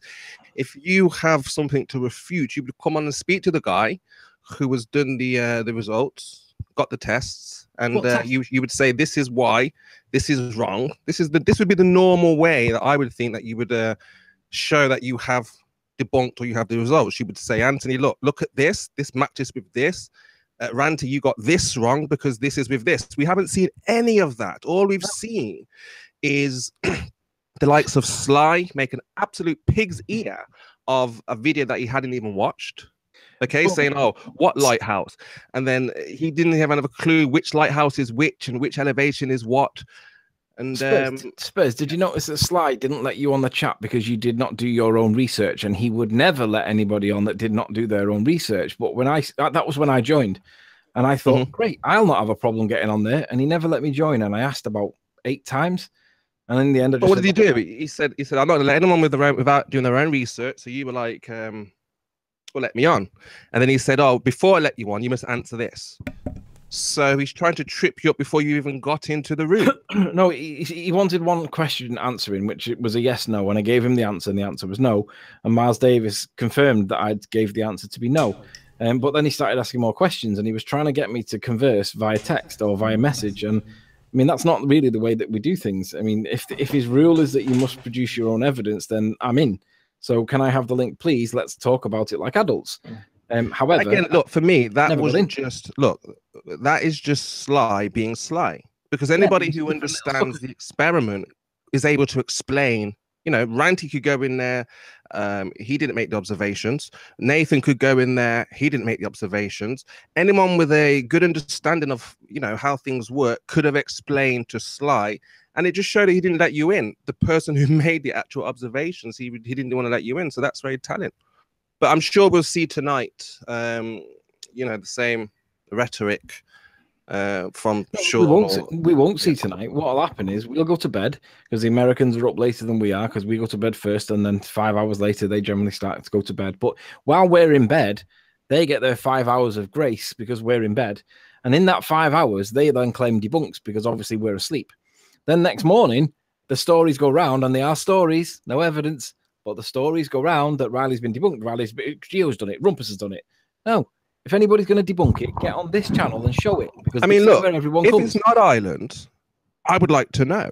You know, if somebody can say, well, it's not Island, it's this, it's this. I mean, the borders seem to think that we're just accepting, you know, what we've been told or whatever. But this is the whole point of even you guys asking for it to be debunked. Well, here we go. We just had Rennie in before, and he was talking about arc seconds and stuff like this. So he's clearly quite clued up on this kind of stuff. And he clearly admitted and said there and then, yeah, it's Island. And he's a baller. Sure. Yeah, but why would I go and watch Miles's video? Why wouldn't Miles come here and explain? Miles tells lies, though. Why would anybody has seen? It doesn't make any sense from any board. I can't seem to understand the border's logic. Until Miles... Ranty has compared the Google with the photograph, identifying each location. I really don't understand why borders keep saying, we found it, we know what that white... Well, if you found it, match it up. It's very simple. If you need to speak to Ranty on how he done it, you know, I'm sure he'd assist you, but by saying, oh, we found a building is not going to convince anybody Cat Earth that you found it. What happened to going down with the tape measure? Well, that was what Miles was supposed to be going down to do. Did he? Has he done it? Probably not. Has he produced any evidence of it? No. So the question becomes, why did he not? Because he was going there to debunk me. And Miles, until Miles apologizes to Ranty for calling him a liar about the BB Wave Master 1, he has no credibility whatsoever. Neither does Sean, because he said he was going legal on me with a judge that told him that he couldn't extradite me from the UK on the grounds of insanity, setting a precedent. Well, the way you were speaking about Sly, I thought that he was a genuine baller. Like you were saying, he understands, and it looks to me that he's completely opposite. It looks like he's just there to prolong, you know, this discussion when it's clear. If something is so clear and somebody can't refute it easily, like he said, oh, I could find that white dot within the hour. So just why, you know, what is it? What is it? And so why in this 2 days later, he still hasn't lined up Google with that photograph. Sean says, so why in this very hangout have you changed it again to be more in line with what we have been telling you since day one, Anthony? What are you referring to with the word it, Sean? What have I changed? My position has never changed. You're just coming new to the table after 30 hangouts and claiming ignorance and then making it out as though in some way I've changed. I haven't. I've stuck to 35 feet and 52 feet because that's what your model says. The evidence has never changed. We've always said that we believe we're looking at Douglas in the bottom corner and we're looking at Ireland behind it. I have not changed any part of my position, Sean. So are you misrepresenting me again, or are you just being ignorant because you don't know the facts? Let me just say quickly, if you know, Sean's that concerned, or the board are that concerned about you know, Nathan's moderator, I mean, for me, it's more about the information. It's not about any individual. And they haven't even suggested what you know, Nathan should do, like, to make it more appealing for these ballers. They've just said, oh, well, we don't like the attitude and we're going to boycott it. And I haven't said, oh, we'd like it to be done like this so we can debate it or can discuss it. They've just said, well, no, we've had Mark Taylor on saying he wants to just deny it. Well, that's fine. They can come on and tell us how they deny it if they like. Not very many of them want to. James Collins saying that they're too stupid to realise all of Riley's lies are on record. I have every hangout from 59 recorded. Well, guess what, James? So have we. And I challenge you to bring any snips of any part of any of the hangouts where you can claim and prove, in fact, that I intended to deceive anybody, any of the lies that you think that I've made. Because I stand by everything that's been said, and I've even asked you for help.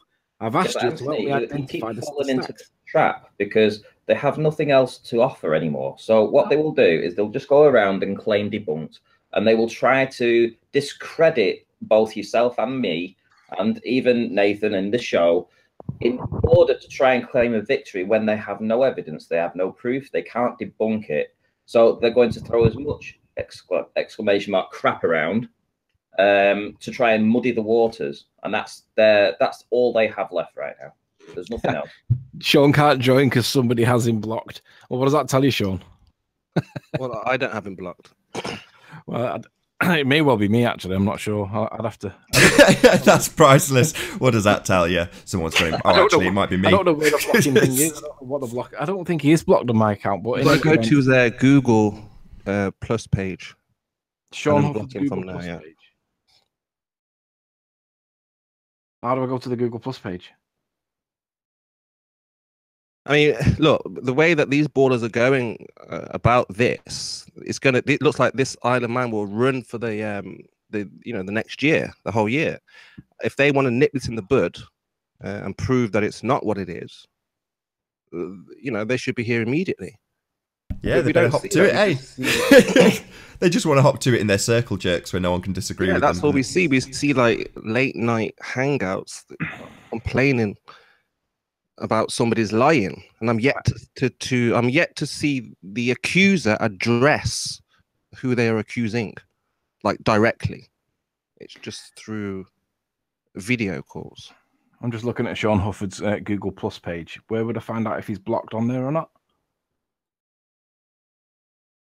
Fucking hell, Sean. You've changed since the last seen you. No swearing. Oh, sorry. Sorry. I'm going to go and get a quick brew whilst I get some more nonsense from chat. I imagine it was the other way around. Jazzaconda. Imagine it was the other way around, like ballers. Hold on, Spurs. How you doing, Jazz? Hold on, Spurs. How you doing, Jazz? So imagine it was the other way around. Hold on, Spurs. Spurs. Information. I'm going to have to boot this guy because you can't shut up. How you doing, Jazzaconda? Oh, sorry. I think we had to kick him. I think someone kicked him because Spurs was rambling. You No, didn't I see haven't him come kicked in. him. Has anybody He's kicked still him? here. Hopefully he's No, still I think here. he got kicked. I gave him 10 seconds. I didn't hear him. I wasn't looking at the I can't see who's joining. I know, but you have to be aware if someone speaks over you to shut I'll you turn me you up have in to the shut. hangout so you guys can hear me if I interrupt you. So Jazzaconda, if you got kicked then and it was the real guy, apologies. It was Ranty. It was me. But you've got to speak. As soon as you come in, you need to shout and say hello.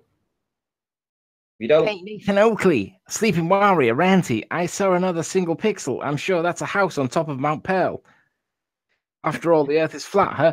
Paul, don't sit there being a text warrior, Paul. If you've got evidence, I mean, text like that from a physicist should not be. He shouldn't think of things like that. In his mind, in the physicist's mind, he should have the answers constantly. He should have. He should always have. Here's Sean. So Sean's identified what the word "it" was in his previous comment. My elevation, Anthony. In this hangout, you have said that you were about 100. No, I haven't, Sean. I've stood my ground and I've said 52 feet. 52 feet is the highest elevation that your model puts me at. Whether it's accurate or not isn't my problem. It's your problem because it's your model that you guys believe, accept, and trust to be true. All I'm showing is that your model does not do what you think it does. Therefore, ergo, we do not live on a ball. So I haven't changed my position, Sean. You're talking nonsense again, Sean. You're misrepresenting me or you're just thick. I did not say I was at 100 feet. I actually don't think he understood the image that you showed before about Blackpool Tower and the Eiffel Tower and the highest building in the world. Do you want to show them it again for the benefit of just Sean? Because I don't think he gets it either. Just for the benefit, we'll dedicate this video thing for Sean because Sean doesn't get it. Sean doesn't understand that even if I was at 300 feet, Sean, we're still not going to see Ireland in the background because it's so far behind the ball, Sean, that we can't see it. So for the benefit just of Sean, here's Ranty with the just for you, Sean. Nick with Noel. Okay, Miley thinks he's debunked quantum mechanics because how light could possibly be particles and waves. Well, that's always the double slit experiment argument, Nick with Noel. Everybody, that's the whole. What you're just saying there is itemizing in one sentence the problem with the double slit observation compared to the mechanics of light being a straight line and therefore a particle. Right, go on, Ranty. Talk to Sean. Just pretend that Sean's in chat, just for Sean. Come on, talk to Sean. Okay, Sean. So as you can see, this is the hill that we were talking about. Now, whether he stood here or he stood here or maybe even at the top, right? So what I've done is I've put Blackpool Tower next to it. We've gone all the way up, all Blackpool Tower. 5 hills I've put on top of each other. In fact, 5.5 actually. So now we're at the height of Blackpool Tower, but he's still not high enough that he can't see Ireland from there. So what we have to do then is go up to the Eiffel Tower. And again, that's still not high enough. So then we have to go up to this building, then the next building, then the highest building in the world. And then we put the highest building on the world on top of the second highest building in the world. And eventually we get to high enough that we can actually see Ireland from up here. And you're going to be moaning way down here. Ranty, that is a huge Ranty. That's a huge claim. What you're saying there. I mean, for me, if you're saying the tallest building is necessary to see, no, the tallest building and the second tallest building on top of each other. It needs the highest building in the world and then the second highest building on the world on top of the highest building in the world. All right. So look, how did you work that out? Because they're going to say, oh, Ranty's just put buildings next to buildings and it's just maths, bro. 4,000 feet. It's just maths, bro. Just maths, bro. Right, guys, I'm going to do a very quick link before you start arguing about how you got the maths for that graphic depiction. So we have approximately half an hour left on this live stream. If you are new to the channel or you have not done so already, be sure to subscribe and hit the bell notification icon to keep up to date with the Flat Earth debate. If you would like to support this channel, there is a super chat that runs alongside each of these shows while it is live. But most importantly, if you would like to join the debate, simply mute the page you are currently watching, then click the link in the info box to join the discussion and express your views on the shape of the Earth.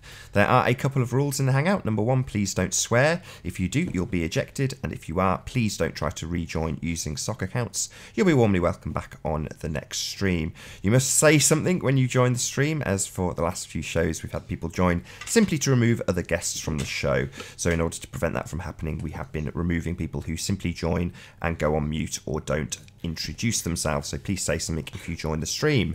If you've not done so already, please share the show, as this increases the chances of a more diverse audience. And one last time, if you are new to the channel or you have not done so already, be sure to subscribe and hit the bell notification icon to keep up to date with the Flat Earth debate.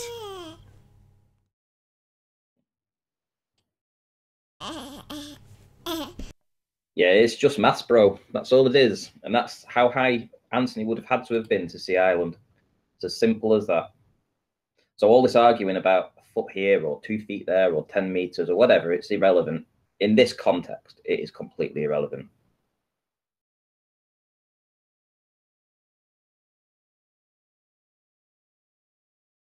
Hello? Yeah, we're all taking it in, Ranty. Taking in your graphic depiction of how high we must be while we're arguing about whether or not he's at 50 feet or 100 feet.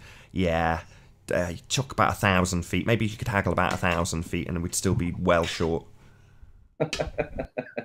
It just makes it's a completely irrelevant argument now, but they'll still argue it because they'll think in some way that this is going to make the world a ball. So if they can try and prove that Anthony was at 100 feet, they'll try and claim a victory. What they don't realize is that he has to be, how high was it? 4,000 feet high to see Ireland? Something like that, 5,000 feet high?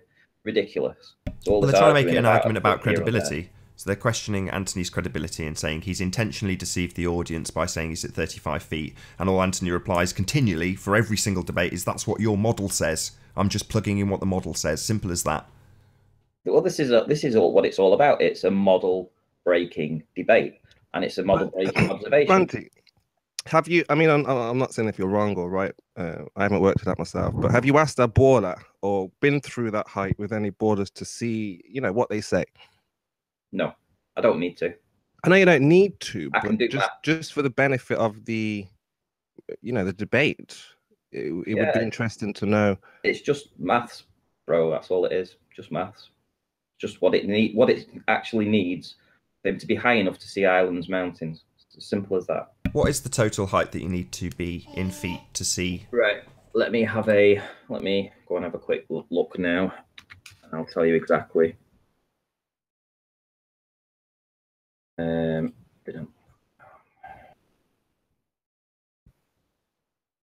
Distance in miles, 145. Put your height in feet. Let's put 4,000 feet in, and we're still refracted hidden is still 2,150. So let me move it up to 5,000 feet. 1,500 feet would still be hidden. Those mountains are about 700 meters tall, so that's about 2,100 feet. So if we're seeing the tops of them or whatever, yeah. So you could say 5,000 feet. It would have to be 5,000 feet high to see the tops of those mountains. Thank you very much. No worries. So if they want to carry on arguing about the elevation height, we can do that all day long. And just keep referring him back to the mathematics of what height he would have to have been to have seen Ireland. Yeah, Chris keeps bringing us back to the same point when we're looking at things like, and from Anthony's point of view, he wants to cover the entire island, which is fine, why not? But from Chris's point of view, it's like, well, this was game over from Morgold Lighthouse. We shouldn't see Morgold Lighthouse. There's a wall of earth in the way. That's game over for the globe immediately. Not only that, as you pan your camera from left to right, based on the maths and the geometry of your ball, you should see a curve. You should see it falling away from you. It's simple physics. We've seen it modelled, and that's the reality we don't have. That's the bottom line here. So for Chris, who's not here at the moment, he's probably snoozing, he just sees it as, what's the point? The closest observable item is blocked by Earth curve in their model. It's not visible. Game over. And I have to echo his words. I agree. We should not be seeing that lighthouse at all. But we see it, and we see the land below it, and we see pretty much the beach, as Alex would argue. But what you're forgetting is they will do hangout after hangout after hangout about the elevation, right? And it will, in some way, if they can try and say that you were not at 52 feet or 35 feet or wherever you were, and they can prove that you was at 100 feet, they will, this is their argument then. This is their entire. They can do hangout after hangout on this, and they won't tell their audience that it makes no difference. They will just try to say that it does. So we've got an irate. Try and get a win out of nothing because it means nothing. Elevation means nothing at this observation. So we've got an irate Australian in chat demanding that we explain why can't we see Ramsey. For the benefit of the irate Aussie. Okay, so Ramsey sits. Ramsey is the lowest part of the island, and it sits here in this void here. And I agree, we cannot see it. However, we also see that there is some element of looming, and there's like a refractive optical atmospheric effect here, because the land doesn't bend under itself, and island isn't floating on its own mass. I don't think you're sharing, by the way. Oh. I should be. There's nothing to share. What? I don't know. Sorry, I'm a bit confused. Did you want me to share him? Sorry, yeah. Oh, there we go. Sorry, yes, you were trying to, but weren't. Yeah, okay, cool. Okay, so just for I'll do that again, just for the benefit of everybody. So we have, there's the Isle of Man, and Ramsey sits in this void between the two land masses. So when we zoom into Ramsey, this is where Ramsey appears to stop. But when we zoom in, we see that there is some kind of atmospheric optical thing that now, for some reason, it's bending back on itself. Now, we know that the Isle of Man is not floating on the water. It doesn't have a plimsoll line. It is land. But for some reason, we're seeing some amount of blockage that clearly starts here, meaning that all of this here would be obscured because of refraction or reflection or mirage or dirty air. You know the dirty air that Paul laughs at me about that we can't see? Well, you're seeing it. It's here. Right the way across there is where Ramsey sits. We can't see it because whatever's going on here, there's a little bit of refraction here. And guess what? It's limited to that which we see. There's no non-standard refraction, Paul. There's just refraction. There's a little bit of dirty air, and we do see it. That is the answer to your question, Paul. It's behind this dirty bit of reflected line. But you see, this is what they're going to do. They're going to bring it back to ask you about Ramsey. Well, what about Douglas? What about the lighthouse? Yeah, what about what we do see that should be obscured by Earth curve, Paul? What about Moorgold Lighthouse? Let's stick to the closest observable thing. There we go. Hold on. Are we having problems answering this question? I don't want to just. We shouldn't just. Answered it. Not at all. So What's happened is. What is this about Ramsey? He keeps going on about. Can we end this Ramsey? I've just dealt with it. Yeah. What the situation is, Spurs, is as follows. They want us to accept that refraction is looming the entire island up from 2.5. In the case of Ireland. From 2.5 miles from beyond our vision. Yeah, it's gone beyond what we can see, but it's being loomed up, and there is absolutely sod all evidence to actually back that up. Whereas we're saying we can't see Ramsey because of refraction. Hold on, you're saying hold on, let me get to the end, Spurs. Say to Paul, so hold on, just let me get to the end of my sentence. I want to clarify the position. So their position is the entire bloody island's looming. That's their position. No evidence, sod all evidence to actually back that up. Now, what we're saying is, why is Ramsey not being loomed up then?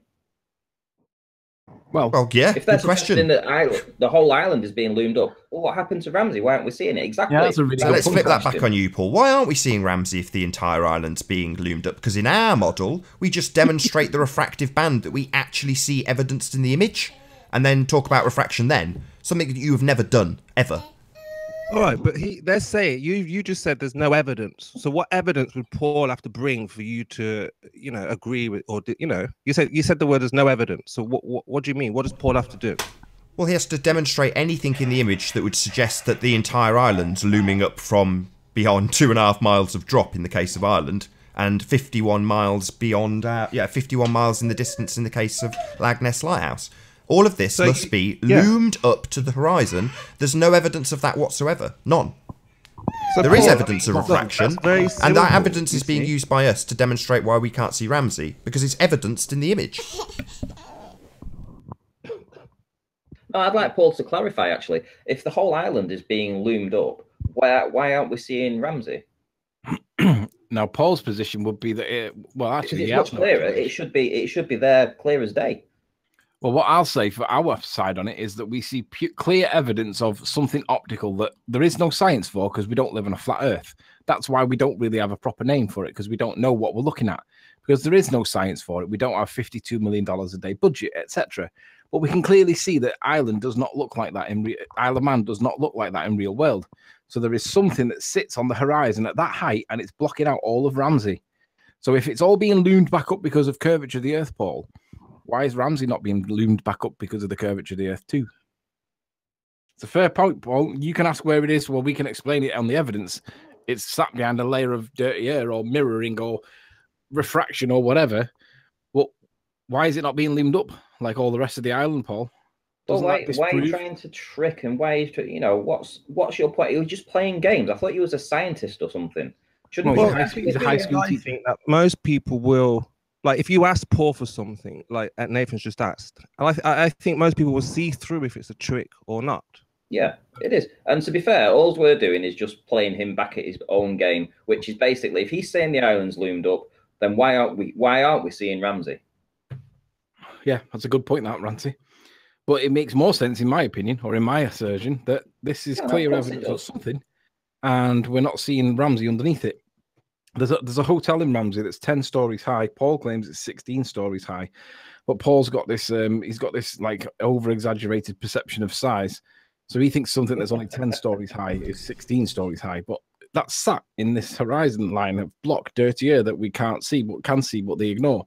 Furthermore, sorry, just to add one more point, when you were focusing on what we are now debating at the north end of the island as being chimney stacks or whatever, if you watch the video, you can see the layer of air that you're describing as dirty air changing before your very eyes.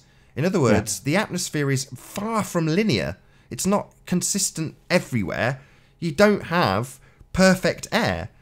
You know, in the same way you don't have perfect weather. There's clouds over some part, there's no clouds over the other parts. It's going to change what you look through. And in this example, the refractive band is big enough to block the lowlands. That's the bottom line, with the exception probably of that high 260, 270 foot mound. That's probably the only bit that would peak above it. And that seems to be exactly what we have evidenced in the image. Exactly that. You know, floaty land on the far right that looks like that sandbank that's poking up just before what we see as being Ireland and are now trying to locate chimney stacks on. Meanwhile, when we ask them the same question, where are these landmarks that are categorically there in both videos? You know, there's two different videos that capture them. They're definitely there. Where are they on the Isle of Man? If that's the Isle of Man that we're looking at, point out where these chimney stacks are on the last tenth of the island. That's exactly their conundrum. I mean, this is the hotel that Paul's talking about. This 10-story that he claims is 16 stories. It's the highest structure on the Isle of Man. The highest, that includes power chimney stacks and everything. The tallest structure is this, and for some reason, it's not been made in 3-dimension. But all other stuff around it seems to be built. I don't know. I don't remember seeing this like this before. Maybe they're doing it now, but in any event, this is the tallest structure on the whole of Isle of Man. So if we're seeing a chimney stack that's demonstrably and evidently a lot taller than this, it stands to reason that we are not looking at Isle of Man. It does make sense that we are looking at the thing behind it.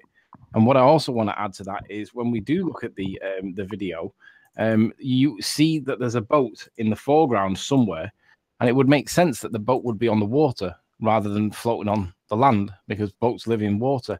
And I know that sounds like an obvious thing to state, but when I go back to this footage, which is where the stack is, the stack sits here, and there's a boat here. So it makes sense that the boat is somewhere between here and Ireland, and it's going into the port of Belfast. It makes sense that it's going to Belfast, and therefore it can't be anywhere near Isle of Man, because Isle of Man, unless it can go over the land. So just from an evidential point of view, it makes sense to me that if this is a chimney stack where it appears to be, and in that kill something power station, whatever it's called, kill route, if that is Kill Route Power Station and we see the 3 smokestacks coming out of the chimneys there, all right, you have to look for it. It is quite far away, which is consistent with looking far away. But it would make sense that a boat, which we know what this boat is full of coal and it travels to and from Kill Route Power Station. So Kill Route Power Station boat is in the image, and it looks like it's just left here and it's heading around towards Scotland, because that's the run it makes. So it makes sense to me logically that this the boat from the power station that's filled with coal or just emptied from coal is basically going to and from there, and that seems to be what we see in the evidence. Furthermore, there's one other thing, Anthony, which is this, what we're looking at, if we are to believe their version of events on the globe side, this is the closest visible thing. So this boat is at the nearest distance to us. I don't know if you can do this on the composite one of you, but if you can show us the boat that is actually in the near foreground on the far left of the image, on the last frame. So this is what something much, that's what a boat looks like. Can you zoom into that? It's dark because the contrast has been played with, so I'm not sure you'll see it. Nah, you can't really see it on that one. Yeah, fair enough. But that's a boat in the near foreground, and there is another example on about the fourth frame of a boat in the near foreground between us and the Isle of Man. That is definitely between us and the Isle of Man with the horizon line behind it. There we go. That's what it would look like if it was between us and the Isle of Man, and that sort of scale, that sort of size. You look at the other boat, and it looks, this is supposed to be closer to us, remember, considerably closer. We're now at about 30 miles, less than 30 miles, rather than 40. This boat's got to be 20 miles away from us if we're to believe that land behind it's the Isle of Man. And yet it's the least defined of all of it. All of this on this side is the least defined. And obviously the boat doesn't seem to be disappearing from the bottom up, like is what we're constantly told. It seems to be there. Yep. So if we are to believe this is the Isle of Man, and it's going to be the thing, yeah, we're saying there's dirty air covering it, but you can still see landmarks on it. That's the bottom line. So surely they should be identifiable on the Isle of Man, if that's what you're claiming this is. It absolutely isn't the Isle of Man. This is Ireland. There's no two ways in my mind. But if you want to claim it's the Isle of Man, tie down some landmarks. It's the closest thing to us. Surely you should be able to do that. We've done it to the other end of the island. We've lined it up with the difficult things, the things much further behind the curve, the things being much more projected. Those things, we've matched them up perfectly. Ranty has done the best job ever. You can pick out the features in the landscape, you can pick out the landmarks, you can pick it all out. So you've got to beat that. You've got to do better. And you're now focusing on the lowlands that are closest to us, the nice, easy stuff. And you can't even locate a massive chimney stack. Pathetic. Yeah, this is one of the fundamental reasons why, I'm believing that it's Ireland, because we've been asking now since you've released this, for a border to do exactly what Ranty has done. I don't seem to see the problem. And these guys have computers, they have programs. Is what you did difficult, Ranty? I think we saw Rumpus do something similar. Well, but is it challenging? Yeah. Well, it took me a few hours. Once I actually realised where everything was on the map and I lined up the hill, the rest all just fell into. Yeah, but that took weeks. That took weeks. I don't want to downplay it, Ranty, because from your point of view, you're like, well, I just put that image together in a few hours. Well, I'm not going to downplay what you did at all, because I had to listen to it, and it was fantastic. The entire process was amazing and frustrating, and you two fell out several times over several days and over several weeks while you were doing what somebody is asking you if it was easy or not. No, it isn't easy. Actually, no. Just thinking about it, the last time, the last rage quit was me rage quitting on Ranty because of this particular point. I was saying that if we've got the scale right and that we're looking at Isle of Man, this chimney stack's got to be in there, and it wasn't in there. But at the time, we were thinking, well, this is the scale that we think we're working on. And at the time, Chris and Ranty were in agreement. And I'm sat there biting my tongue and I'm saying, no, that evidence has to be there. Oh, can I give that a bit more clarity? That's a bit too vague. Sorry, I'm really sorry. Yeah. So what the process is basically that we were trying to work with a ball earth model. Correct, to falsify it. Exactly. And that's what was screwing with our heads, because we were trying to line everything up with a ball earth model and it wasn't working. And this is why it took us a long time to get over the fact that we were playing with a flat earth image and trying to match it up on a ball earth Google Earth. It just wasn't happening. So we had to go back to basics and start again. And that's how I was able to do it. But also, adding to that, what Chris was specifically doing was modelling it based on their scale, as well as ours. So we started with a particular scale, so did they. And once ours was 99% tied down, Chris said, right, now I'm going to... He totally threw a cat amongst the pigeons, because he said, I've changed my mind about all these locations. And what he'd essentially done, like a method actor, is to be completely unbiased, started from scratch, and started to model it on the small scale, the scale they still are on, i.e. the whole picture is only Isle of Man. Now, that scale broke quicker than you can believe, but we all had to have the mindset, this is correct, while we're looking at it. Not the mindset of, well, it doesn't work because this doesn't line up at the other scale. We had to abandon all of that completely in order to be unbiased and look at it from the smaller scale. And like I say, it very quickly broke. Now, when we got to the point that it did break, I saw how it broke. I was fortunate enough to be, you know, having it demonstrated to me by Chris, as was Ranty and Anthony. And while we were being shown, I was like, right, they've run out of elevation on the land when they're landing, when they line up the villages and force the perspective down closer to us to make the maths easier. It screws up when you start lining up these lights on the last hill. They basically run out of elevation. The map completely fails. And at that point, the model was totally broken. So it wasn't any surprise whatsoever when we had a position that Rumpus came on, tried to line up those 3 lights, knew where they were, came to put them into the model, but then realised that in his model, they should be sat at the horizon line curving around the Earth. So it moved their position on his model. In other words, it failed. And that was where he went, oh, I seem to have made a mathematical mistake. Well, I knew exactly what mistake had been made. I'd watched it happen before my eyes with the mindset, this is going to work. You know, let's get this small scale to work. It's got to. Let's line things up and plot them in, put them on the model, get it to work. Because we had much more sophisticated modelling equipment. You know, Chris has done this for a career on multi-billion-dollar projects. So, you know, in terms of his skills, they far surpass any of the Globers. So that's why we were ahead of the game. It's not because certainly not because I'm smart. I'm not. You know, I'm a humble guy. But we were ahead of the game because of Chris keeping us ahead of the game. And how? Because every single part of their scale has been modelled and falsified. It breaks completely. And this is the hangout I believe Sean's done on the presentation that we did about moving the camera nearer to the Isle of Man to give it the same kind of perspective as what the camera did. That was basically he didn't understand the presentation. It went over his head, completely over his head. So he's not going to be able to do a decent debunk.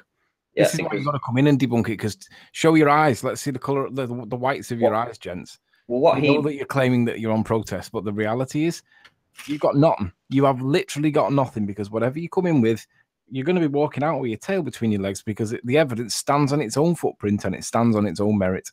It's not like other evidence where you can say, well, there's a little bit of refraction there, that's the curvature, and it becomes 50-50. Clarify what I was saying though, just to clarify. Ultimately, it was you had to move the perspective in Google Earth to capture the same image that we got with the camera, because what we were working with Google Earth, which is modeled on a ball, and we know that the Earth is flat, so we're taking an image in a flat perspective. So we're seeing it flat, but in order to get it to match up, we had to physically move the camera in Google Earth, because Google Earth can't zoom. We had to move the camera nearer to make it more flat, because in the near perspective, it becomes flatter. But in the far perspective, it curves it around the ball, which is why it didn't match. So the whole presentation was about proving that in order to capture the same image, we had to iron out the curve of Google Earth. And we did that by moving the camera nearer. So I hope this rectifies your claims in regards to, do I understand cameras or not? Thank you very much. I just want to, Nathan, would you present me screen again? I want to show something that people, I've made this point twice, but now that Sean's in chat, I want Sean to answer this one, because there is no obvious explanation for this without some kind of ignorance, literal ignorance. You have to turn a blind eye to the evidence if you're going to try and answer this. But when we go down to this area that where the big debate was over whether this was Douglas or Bala-Canal or whatever, the way I understand it is that Paul Voigt still believes that this is Bala-Canal. Now, when you line up this downward sloping path, you can clearly see on Google Earth that Bala-Canal, I'll have to zoom back out a little bit. I've derailed with my grid lines point. Can you just show why he thinks that? Yeah, I'm going to show it now. I'm going to show the problem. So, all right. So this is roughly the line that we have. So what you're looking at here is you're looking at this mountain in the foreground that's got the dark patch at the top. And then you can see that the ravine comes down.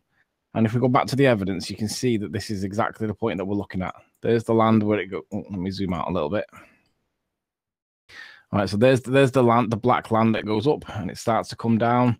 And as it comes down here, we see a couple of lights on the horizon line here. And in relation to the lights that are on the horizon, this is where we're looking at.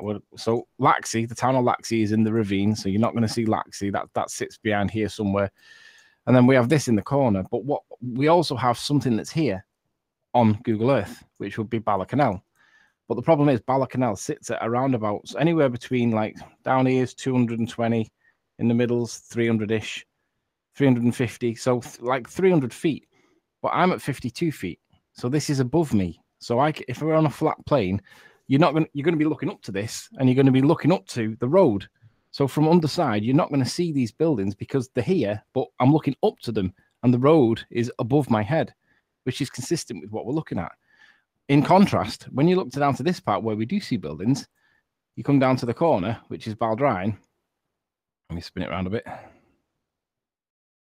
And then this is in a valley. So this is like the elevation here. Mind you, that's still at 200 and odd feet, I suppose. 200 feet? What was that one at? Maybe not. It's about the same. There's 300 there in points, 350, 200. But we're seeing land that's here, but also mixing up with here in the background. But we're at 40 miles away here. But we're not going to see Baldrine because it's above the line of sight. For me, I'm looking up to it. But we're looking across that. Shut up. I'm going to have to sort these dogs out. Carry on. No worries. Before we round out, because we've only got a couple of minutes left, are you still there, Auntie? Are you with us? I am, yeah.